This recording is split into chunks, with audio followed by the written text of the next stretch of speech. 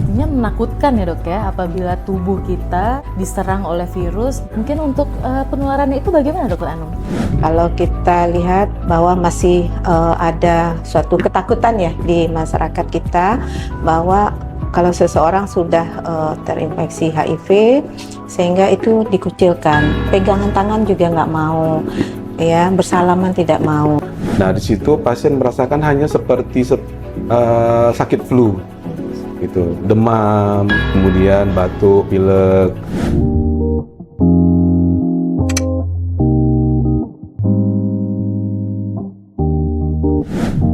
Assalamualaikum warahmatullahi wabarakatuh. Halo Sanak Jamil Sadonyo. Selamat datang di podcast Cadia, cerita Jamil tentang kesehatan. Baik, pada kesempatan kali ini dalam rangka World AIDS Day atau Hari AIDS Sedunia 2025 yang bertepatan itu pada tanggal 1 Desember 2025, di sini kita akan membahas tentang AIDS dan juga HIV mulai dari A to Z. Nah, di sini kita akan membahas apa itu HIV dan juga apa itu infeksi oportunistiknya, komplikasi dan juga yang lainnya. Telah hadir bersama kita dua narasumber yang luar biasa ahli di bidangnya. Yang pertama itu ada Dr. Rohayat Bilmahdi, spesialis penyakit dalam, konsultan penyakit tropik infeksi. Halo, Sanak Jamil. Baik, halo Kak Dokter, apa kabarnya dokter? Sehat dong. Alhamdulillah. Baik, langsung saja ke pembicara kedua. Telah hadir bersama kita Dr. Khaira Anum, spesialis dermatovenerologi estetika. Halo dokter. Halo, Sanak Jamil Sadonyo. Baik, terima kasih banyak dokter atas kehadirannya dalam podcast Jamil Cadia pada siang hari ini, di mana nanti kita akan membahas kupas tuntas ya dok tentang HIV dan juga AIDS. Sebenarnya HIV ini sudah menjadi penyakit masyarakat ya dok ya, di mana HIV ini sudah banyak juga membuat tingginya angka kematian dan lain sebagainya. Mungkin kita langsung saja nih dok, HIV itu apa sih dok? Mungkin ke dokter Hayat, silahkan dok. Baik, terima kasih Dr. Monik. Jadi sebelum kita membahas lebih lanjut tentang itu apa HIV AIDS, tentu kita harus tahu HIV itu sebenarnya adalah virus yang menyebabkan kekebalan tubuh kita menjadi menurun. Jadi virus itu menyerang kekebalan tubuh, leukosit. Leukosit itu ada CD4, CD4, kemudian di mana fungsi CD4 itu adalah sebagai tentara sebenarnya kalau kita ibaratkan. Jika tentaranya udah rusak atau telah diserang oleh virus HIV tersebut, maka tentu tidak ada pertahanan tubuh lagi terhadap infeksi-infeksi yang datang. Gitu. Jadi dengan kata lain, virus HIV bisa menyebabkan datangnya penyakit infeksi yang lain juga. Seperti itu. Nah, kemudian apa bedanya HIV dengan AIDS? Nah, kalau HIV mungkin gejalanya belum ada. Jadi dia terinfeksi HIV tapi gejalanya belum ada. Jadi itu bisa berlanjut sampai 15 tahun. Tapi kalau AIDS, dia sudah ada gejala mulai dari penurunan berat badan kurang dari 10% sampai penurunan berat badan lebih dari 20%. Kemudian timbulnya infeksi-infeksi yang tadi seperti tuberkulosis, kemudian toksoplasmosis, kemudian sitomegalovirus dan lain sebagainya. Seperti itu dok. Baik, sepertinya menakutkan ya dok ya, apabila tubuh kita yang ada tentaranya tadi yang dokter bilang diserang oleh virus, di mana tentaranya itu sedang dilibat abis gitu ya dok ya. Mungkin untuk penularannya itu bagaimana dokter Anum? Ya, baik, terima kasih dokter Monik. Kalau kita lihat bahwa masih ada suatu ketakutan ya di masyarakat kita bahwa kalau seseorang sudah terinfeksi HIV sehingga itu dikucilkan, pegangan tangan juga nggak mau, ya bersalaman tidak mau. Padahal itu bukan berpegangan tangan, salaman itu tidak menularkan. Arti kata bahwa kalau hanya kontak kulit dengan kulit saja, di mana kulitnya masih utuh, tidak ada cairan dari virus HIV-nya, itu aman, insya Allah aman. Itu tidak akan menularkan. Jadi akan menular apabila misalnya kontak dengan cairan tubuh.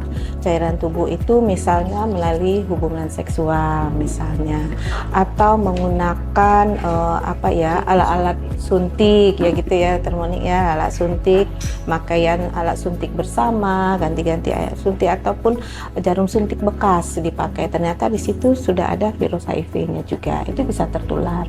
Atau bisa juga dari ibu ke bayinya. Nah, ibu yang hamil itu juga bisa menularkan HIV ke bayinya. Nah, penularan lain juga bisa melalui transfusi darah. Namun jangan khawatir bahwa apakah transfusi yang misalnya yang sekarang itu biasanya sudah bisa mendeteksi bahwa itu tidak ada virus HIV-nya. Nah, jadi sudah ada di screening begitu. Jadi kita harus menghilangkan stigma bahwa penularannya itu dengan berpegangan tangan. Mungkin demikian ya. Oh, ya baik dok. Berarti penularan dari virus HIV ini tidak seperti virus-virus influenza lainnya atau virus lainnya ya dok ya, bukan melalui batuk atau bersin, tapi memang seperti yang dokter jelaskan tadi itu. Karena memang virus HIV ini dia hanya bisa hidup di dalam tubuh saja ya dok ya, tidak bisa di luar tubuh, dan virus HIV ini cepat mati dan sebenarnya tidak bisa bertahan lama jika di luar tubuh. Ya, bukan gitu ya dokter Heri? Iya, benar. Betul sekali. Nah, kira-kira untuk gejala klinisnya nih dok, kan tadi dokter sudah sedikit membahasnya, cuman mungkin lebih detailnya lagi, kalau nggak salah ada fase-fasenya gitu, mungkin dokter Hayat bisa menjelaskan apa itu gejala klinis dari HIV tersebut. Gejala klinisnya bisa kita lihat dari 3 fase. Fase yang pertama adalah fase akut, itu berlangsung 2-6 minggu. Nah, di situ pasien merasakan hanya seperti sakit flu, gitu, demam, kemudian batuk, pilek, seperti itu. Kedua adalah fase laten. Nah, di situ virus menjadi inaktif. Virus menjadi inaktif, tapi dengan jumlah CD4 yang mungkin sudah mulai menurun di fase inaktif. Kemudian yang ketiga adalah fase gejala klinisnya yang timbul bermacam-macam, bisa dari demam yang berkepanjangan yang bisa lebih dari 1 bulan, kemudian buang air besar cair atau diare yang lebih dari 1 bulan, seperti itu dok. Oh ya, berarti ada 3 fase ya dok ya? Dimana mungkin kebanyakan orang-orang itu taunya udah di fase akhir. Ya benar, jadi banyak terutama di ini kita ya, di M. Jamil, pasien-pasien yang terinfeksi HIV itu sudah datang di fase yang terakhir, di fase AIDS. Jadi pasien itu datang dengan misalnya penurunan kesadaran, kemudian datang dengan TBC, datang dengan infeksi lain sebagainya, seperti meningitis. Seperti itu, jadi memang sudah kondisi berat gitu. Nah, kita ke dokter Anum dulu ya dok ya. Ini saya banyak juga melihat dan juga mendapatkan pasien-pasien gitu ya dokter ya. Banyak juga yang gejala awalnya itu cuman gejala kulit yang ruam saja gitu awalnya. Itu seperti apa sih dok penjelasannya dok? Baik, terima kasih. Jadi pasien yang terutama pada pasien yang kita rawat di Rumah Sakit M. Jamil ya Dr. Monik ya, datang dalam keluhan misalnya kelainan kulit, bercak merah, ruam misalnya di daerah wajah, ataupun timbul seperti jerawat-jerawat di daerah punggungnya, ataupun bercak-bercak merah di telapak tangan, telapak kaki. Nah, kadang-kadang pasien juga timbul misalnya ada keluhan, misalnya ada sariawan di mulut, ataupun ada tuka di kelaminnya. Datang ke kita, ternyata setelah kita periksa lebih lanjut, pasiennya sudah terinfeksi dengan HIV. Artinya sudah ada gejala-gejala oportunistik pada pasiennya. Namun pasien seperti yang dikatakan Dr. Hayat tadi bahwa tidak ada keluhan yang lain pada pasiennya, hanya keluhannya datang adalah keluhan kulit. Nah, kalau kondisi seperti itu kita memang harus lakukan pemeriksaan, baik itu anamnesisnya, pemeriksaan fisiknya, dan juga mencari kira-kira sumber penularannya itu tadi. Jadi memang kita harus sangat luas sekali dalam menganamnesis dan juga menggali faktor risiko tadi ya dokter ya. Iya, betul. Ya kan jerawat pada punggung yang dokter bilang, ruam itu, tapi dia dengan ada faktor risiko itu bisa melangkah kita untuk ngecek HIV pada pasien tersebut. Screening tadi ya? Screening, betul. Iya, betul sekali dok. Wah, menarik sekali ya dok ya, ini cakupan HIV itu ternyata sangat luas dan bisa kita dapatkan dari berbagai insight dan juga banyak spesialis juga yang membicarakan HIV ini karena bisa banyak organ ya ternyata yang terkena ya dok ya. Iya. Kira-kira kalau misalnya nih dok, ke dokter Hayat ya dok ya, pasien ini sudah terkena infeksi HIV, saat dicek rapid HIV ternyata positif. Nah seperti itu bagaimana langkah selanjutnya gitu dok? Iya, sebelum kita memberikan terapi tentu kita harus menegakkan diagnosisnya dulu kan, seperti itu. Nah, lantas bagaimana kita cara menegakkan diagnosisnya? Tadi telah disampaikan Dr. Monik, tentu yang paling penting adalah faktor risiko. Ya, jika ada faktor risiko, tentu kita harus memeriksakan pemeriksaan HIV/AIDS tersebut. Nah, jika hasilnya positif, kemudian kita harus screening dulu, screening infeksi oportunistik. Nah, setelah kita melakukan screening infeksi oportunistik seperti infeksi tuberkulosis, infeksi jamur Cryptococcus dan lain sebagainya. Nah, jika itu positif, maka kita harus menterapi penyakit infeksi yang itu dulu. Infeksi dulu ya. Ya, selama 2 minggu atau lebih, bisa sampai 1 bulan. Untuk apa? Supaya tidak terjadinya reaksi perbaikan imunitas. Ya, reaksi perbaikan imunitas itu adalah reaksi yang jika kita berikan ARV duluan, tetapi masih ada infeksi yang lain, maka infeksi yang lain itu akan memberatkan pasien tersebut. Begitu. Nah, setelah dilakukan pemberian terapi untuk infeksi yang komorbid tadi, penyakit infeksi yang lain tadi, maka setelah 2 minggu sampai 1 bulan baru kita berikan terapi ARV-nya. Begitu. Jadi memang ada alur yang sangat jelas juga ya dok ya untuk HIV ini. Jadi bukan begitu tahu langsung pengobatan, bukan ternyata ya, karena saking banyaknya infeksi oportunistik dari HIV ini sendiri. Sebenarnya kalau tahu langsung diobati seperti itu. Tahu kita sekarang langsung diobati, sebenarnya seperti itu.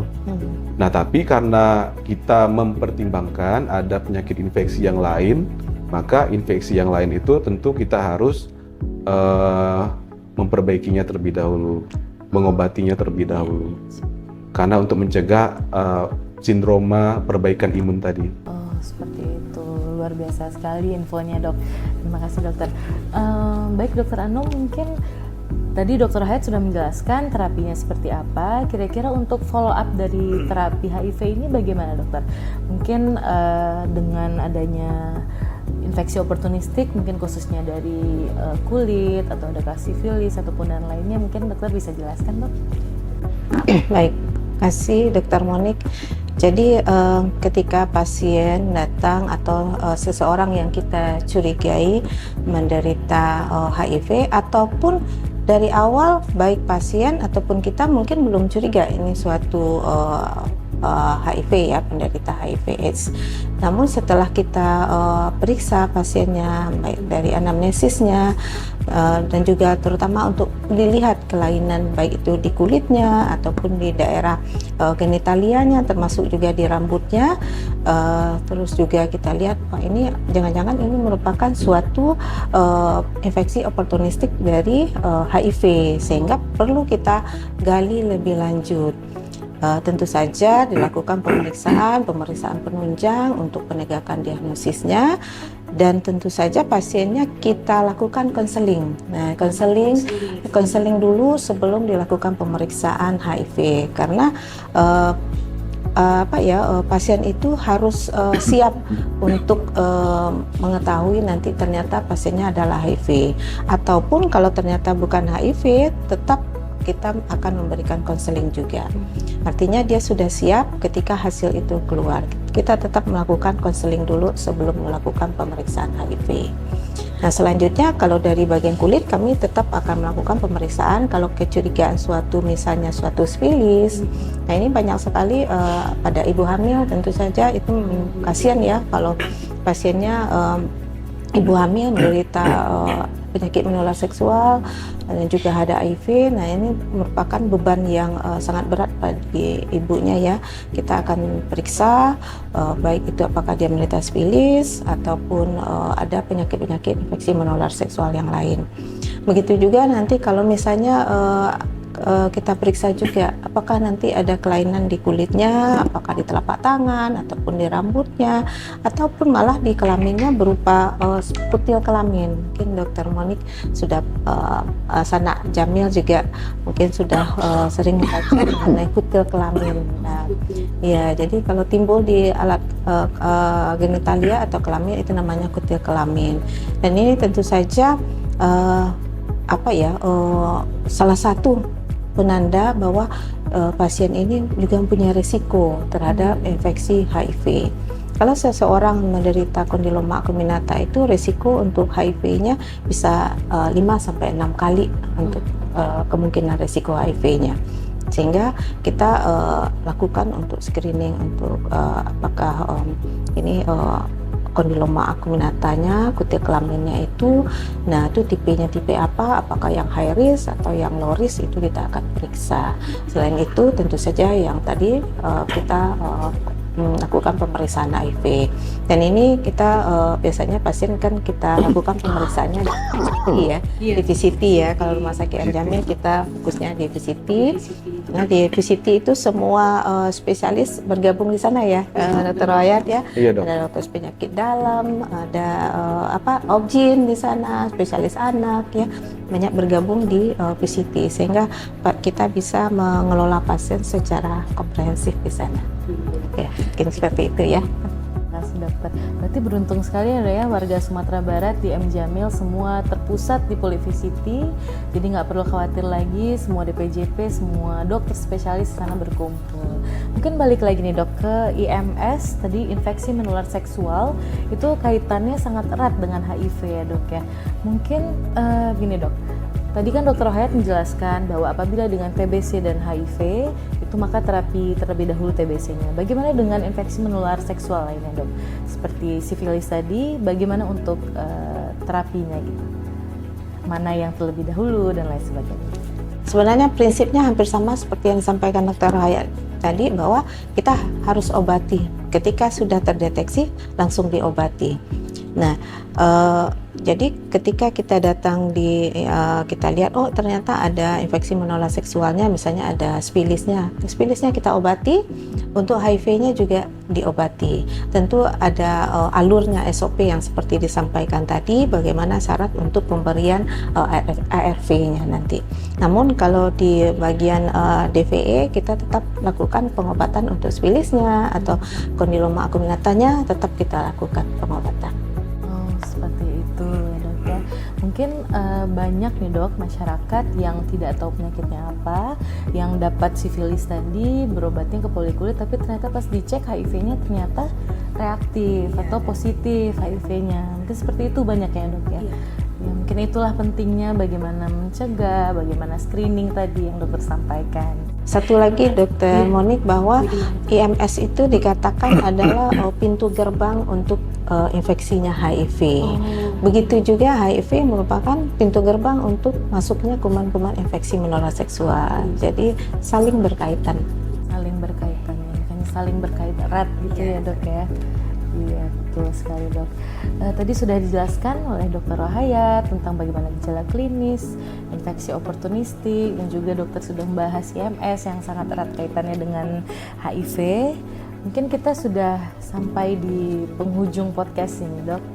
Ya, mungkin dari Dokter Rohayat lebih dahulu kita minta bagaimana dok untuk pesan-pesan kepada masyarakat agar bisa mencegah penularan dari HIV ini, Dok?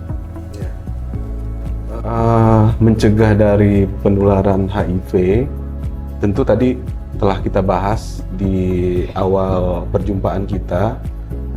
Yang pertama itu karena penularannya itu dari cairan tubuh, tentu kita harus menghindari cairan-cairan tubuh tersebut.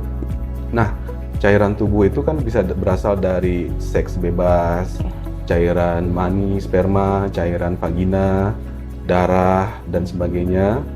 Air susu juga itu sebagai penularan HIV.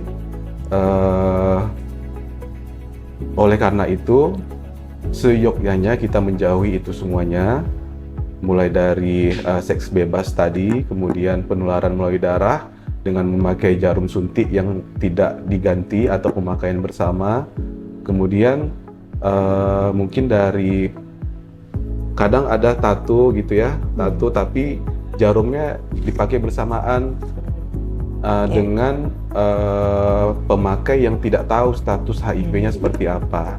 Nah itu juga merupakan faktor risiko untuk terjadinya penularan penyakit HIV ini.